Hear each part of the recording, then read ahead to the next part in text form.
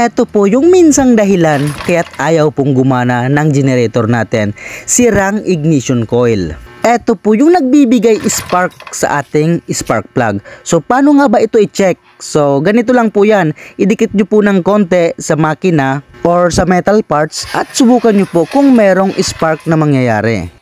Ayan, wala po talaga. Kaya't papalitan po natin ng bagong ignition coil.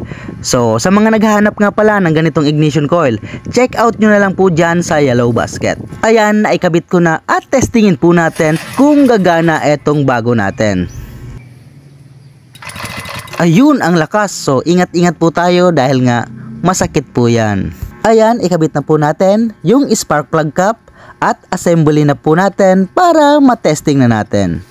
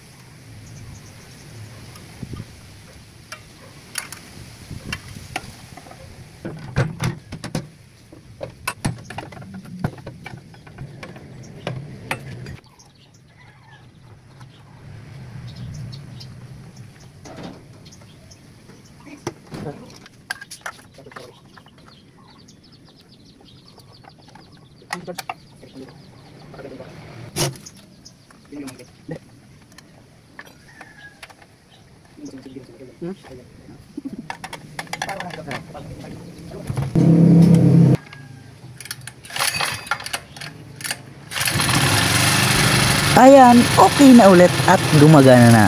At kung nagustuhan niyo po ang video nito, please like and share.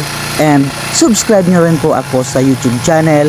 At follow nyo na rin po ako sa Facebook page and pati na rin sa TikTok. Thanks for watching. Bye-bye.